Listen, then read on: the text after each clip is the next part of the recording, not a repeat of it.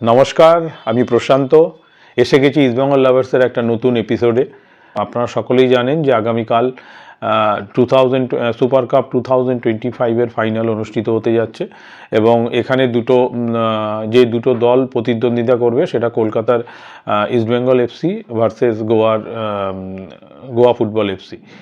তো সাধারণত যে কোনো ফুটবলের ফাইনাল, যে কোনো টুর্নামেন্টের ফাইনাল সাধারণত দুটো বেস্ট টিমের মধ্যে হয়ে থাকে এবং এবারের যে সুপার কাপ যে ফাইনাল হতে যাচ্ছে সেখানেও কিন্তু দুটো বেস্ট দল অংশগ্রহণ করবে, সেটা হচ্ছে ইস্টবেঙ্গল এবং গোয়া। তো এখনো পর্যন্ত এই সিজনে যা খেলা হয়েছে তাতে কিন্তু এই দুটো দলকেই সবাই কিন্তু খুবই ফেভারিট বলছে, হট ফেভারিট, এবং সেই দুটো দলই কিন্তু সুপার কাপের ফাইনালে একে অপরের প্রতিদ্বন্দ্বিতা করতে নামবে আগামীকাল। তো এই ম্যাচের কি রণকৌশল হওয়া উচিত, প্রথম একাদশ কী হওয়া উচিত, সব নিয়ে আলোচনা করার জন্যেই এই ভিডিওতে আসা। এবং দেখুন, এই যে দুটো দল প্রতিদ্বন্দ্বিতা করবে এখানে কিন্তু মোটামুটি দুটো দলের স্ট্র্যাটেজি নিয়ে দুটো দলের কোচ তাদের রণকৌশল ঠিক করবে এবং দুটো কোচই দুটো দলের খেলা দেখে নিয়েছে এবং তাদের উইক পয়েন্টগুলো তারা কিন্তু তাদের নোট বইয়ে লিখে নিয়েছে। এখন কোচেদের আসল যে মগজাস্য সেটাই এখন বেরিয়ে আসবে এবং কোচেরা যে কারণে মানে তাদের পারিশ্রমিকটা পায়, এটা কিন্তু তাদের মধ্যে অন্যতম একটা। এই যদি ঠিক মতো ম্যাচ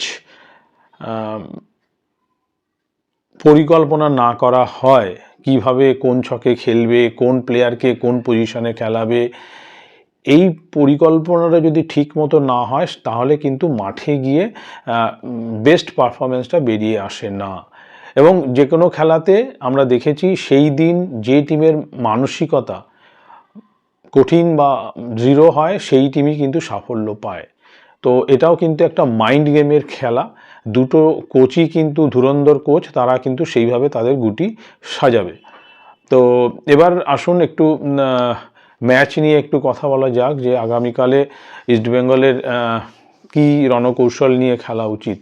দেখুন, এখনও পর্যন্ত এই সিজনে ইস্টবেঙ্গল যে ফুটবলটা খেলেছে সেখানে কিন্তু টিম 4-3-3 কম্বিনেশনেই সাধারণত সাজায় আমাদের হেড কোচ অস্কার বুজো। এবং সেখানে আপনারা সকলেই জানেন যে তিনটে ফরেনারকে মাঝমাঠে ইউজ করা হয়। একজন ফরেনার ডিফেন্সে থাকে এবং একজন ফরওয়ার্ডে থাকে, আপ ফ্রন্টে থাকে।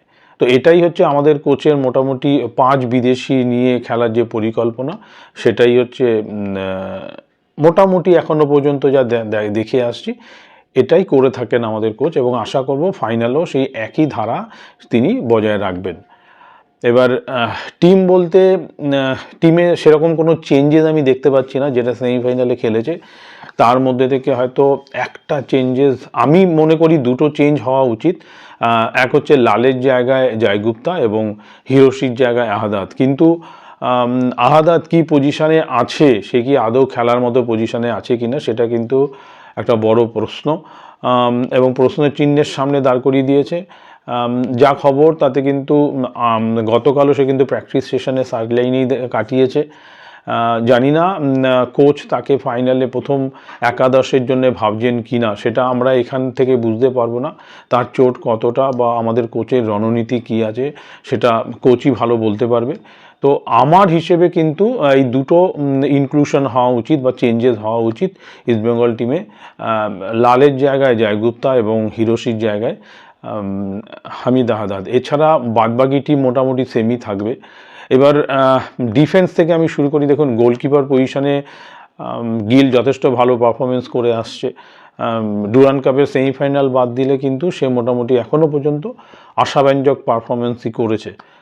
ডিফেন্স বলতে গেলে এতদিন আমরা যেই সব টিমের এগেনস্টে খেলেছি তার তুলনায় কিন্তু আগামীকালের ম্যাচটা কিন্তু অনেক অনেক টাফ হতে যাচ্ছে, কারণ আমরা কিন্তু এবারে অন্যতম সেরা টিমের এগেনস্টে খেলতে নামবো। সেখানে কিন্তু ডিফেন্সকে আরও বেশি আঁটোসাঁটো হতে হবে। বিশেষ করে দুটো সাইড ব্যাকের কথা আমি বলছি, রাকিব এবং বাঁ প্রান্তে ছিল লাল, আজকে কালকে হয়তো জয়গুপ্তা খেলবে। তো দুটো প্রান্তকে কিন্তু অনেক বেশি মানে সলিড হতে হবে, কম্প্যাক্ট হতে হবে। মাঝখানে যে দুজন খেলছে সিভিলে এবং আনোয়ার, তাদেরকে নিয়ে কোনো প্রশ্নই উঠছে না। কিন্তু প্রশ্নটা হচ্ছে যে দুটো প্রান্ত দিয়ে গোয়া যে ইউজ করবে, ধরুন বরিস আছে, এইদিকে বাইসন ফার্নান্ডেজ আছে, তারপর আরও বোরা মোটামুটি বাদিক থেকে অনেক সময় অপারেট করে দেখেছি আমরা।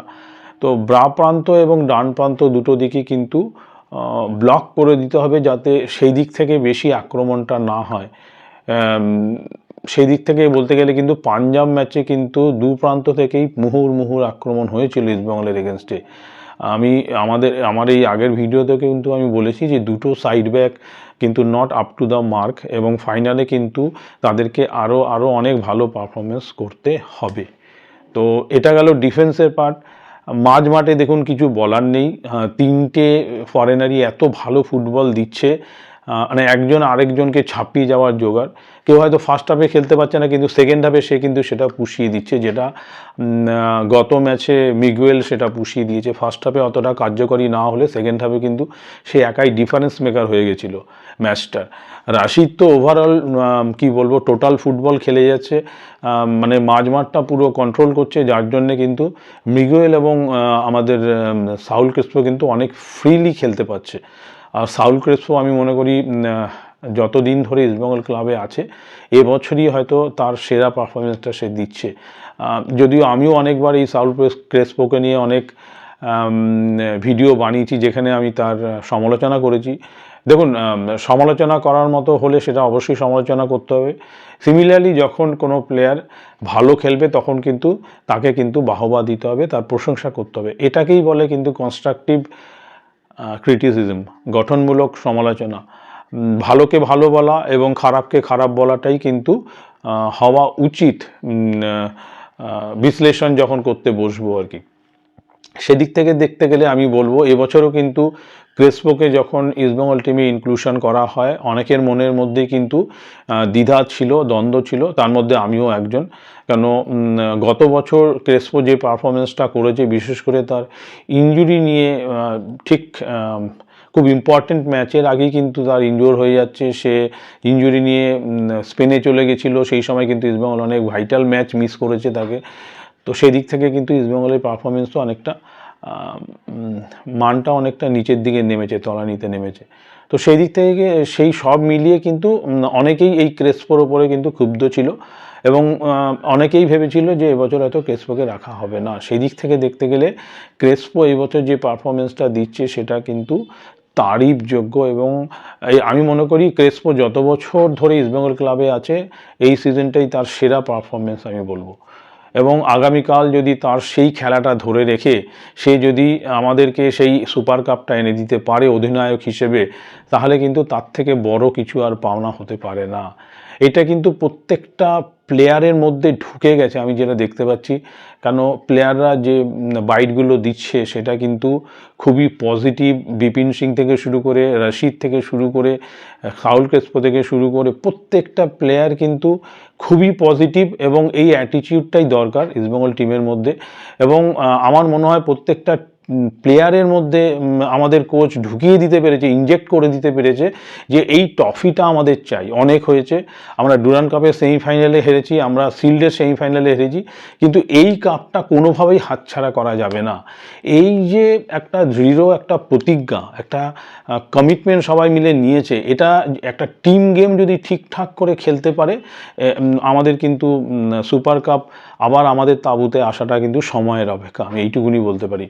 তো সেই দিক থেকে দেখতে গেলে কিন্তু ইস্টবেঙ্গলটি খুবই পজিটিভ রয়েছে, এবং সেক্ষেত্রে আমি একটাই আমার স্লোগান দিতে পারি, মনে নেই কোনো ভয়, করব আবার সুপার কাপ জয়। তো এটাই ট্যাগলাইন আমার আজকের ভিডিওতে, আপনারা দেখে নেবেন, মনে নেই কোনো ভয়, করব আবার সুপার কাপ জয়। তো প্রত্যেকটা প্লেয়ার খুব পজিটিভ অ্যাটিটিউড নিয়ে আছে, খুব মানসিকতা খুব দৃঢ় এদের মধ্যে। আশা করছি আগামীকাল তারা কিন্তু 1 ইঞ্চি জমি ছাড়বে না প্রতিপক্ষকে। সেদিক থেকে দেখতে গেলে আগামীকাল আমরা কিন্তু একটা খুব ভালো ম্যাচ উপভোগ করতে যাচ্ছি, কারণ দুটো সেরা টিম সুপার কাপে ফাইনালে প্রতিদ্বন্দ্বিতা করবে। তার থেকে বড় কথা, দুটো টিমই কিন্তু অ্যাগ্রেসিভ ফুটবল খেলে। দুটো কোচেরই যে পরিকল্পনা থাকে সেটা কিন্তু অ্যাগ্রেসিভ ফুটবল খেলার দিকেই থাকে। আমরা মানলোকে দেখছি, তিন বছর হয়ে গেল, সে কিন্তু আমাদের আক্রমণাত্মক ফুটবলই আমাদের উপহার দিয়েছে। কম্পেয়ার টু ধরুন লাস্ট ম্যাচে যেটা পাঞ্জাব খেলেছিল, 5জন মিডফিল্ডার মানে মাঝ মাঠে 5জনকে এনে মাঝ মাঠ জমাট করে দিয়ে একটা ধ্বংসাত্মক ফুটবল খেলার একটা পরিকল্পনা করেছিল। সেদিক থেকে কিন্তু গোয়ার এগেনস্টে খেলাটা কিন্তু অনেক কি বলবো উত্তেজনামূলক হতে যাচ্ছে, এবং সেটা কিন্তু আপস অ্যান্ড ডাউনস হবে। আমরা আক্রমণ করব তো ওরাও কিন্তু আক্রমণে আসবে। তো সেই দিক থেকে কিন্তু আমি মনে করি খুব উপভোগ্য খেলা হবে একটা। তো সবাই সেই দিকেই তাকিয়ে আছে যে আরও একটা ভালো ম্যাচ আমরা দেখতে পাবো আগামীকাল। তো প্রথম একাদশ তো বলেই দিলাম আমি যে মোটামুটি 2জন চেঞ্জ করা দরকার। আর স্ট্র্যাটেজি বলতে আমরা যে ফুটবলটা খেলি সেই ফুটবল খেললেই আমি মনে করি আমরা এই ম্যাচে জয়টা ছিনিয়ে নিতে পারবো। এবং প্রত্যেকটা প্লেয়ারকে কিন্তু একদম এমন কমিটমেন্ট নিয়ে মাঠে নামতে হবে যে তারা 1 ইঞ্চি জমি ছাড়বে না। যেটা আমরা দেখে এসেছি এর আগে মোহনবাগান সুপার জায়ান্টের এগেনস্টে খেলাতেও কিন্তু প্লেয়াররা এই মানসিকতা নিয়েই মাঠে নেমেছিল। প্রত্যেকটা বলের জন্য তাদের দৌড়তে হবে, এবং মানে একটা প্লেয়ার যদি কোনো কারণে ফেল হয়ে যায় তার জায়গা আরেকজনকে নিয়ে নিতে হবে। লেফট উইঙ্গারকে যেমন লেফট ব্যাকে চলে আসতে হবে, লেফট ব্যাকেও তেমনি প্রয়োজন মতো লেফট উইঙ্গারের সাহায্যে ওপরে উঠে যেতে হবে। ঠিক সিমিলারলি রাইট উইঙ্গারকে যেমন নিচে নেমে আসতে হবে, আবার রাইট ব্যাককেও কিন্তু আবার ওপরে উঠে যেতে হবে ম্যাচ সিচুয়েশন অনুযায়ী। তো আর মিডফিল্ডে তো 3টে আমাদের মিডফিল্ড জেনারেল রয়েছে, তাদেরকে নিয়ে আমাদের চিন্তা একটু কমই রয়েছে। তাদের উপর অগাধ বিশ্বাস আমাদের, এবং আশা করব তারাও কিন্তু আগামীকাল তাদের সেরা ফুটবলটাই উপহার দেবে। তো এবার আমি আসছি একটু অন্য প্রসঙ্গে, সেটা হচ্ছে আবার কিন্তু কিছু শকুনের উৎপাত শুরু হয়েছে। আকাশে কিন্তু আবার কিছু শকুনের আনাগোনা দেখা দিয়েছে, এবং তারা কিন্তু অধীর আগ্রহে সেই দিনটার জন্য বসে আছে আবার কবে ইস্টবেঙ্গল ফেলিওর হবে বা কবে আবার ইস্টবেঙ্গল খারাপ খেলবে।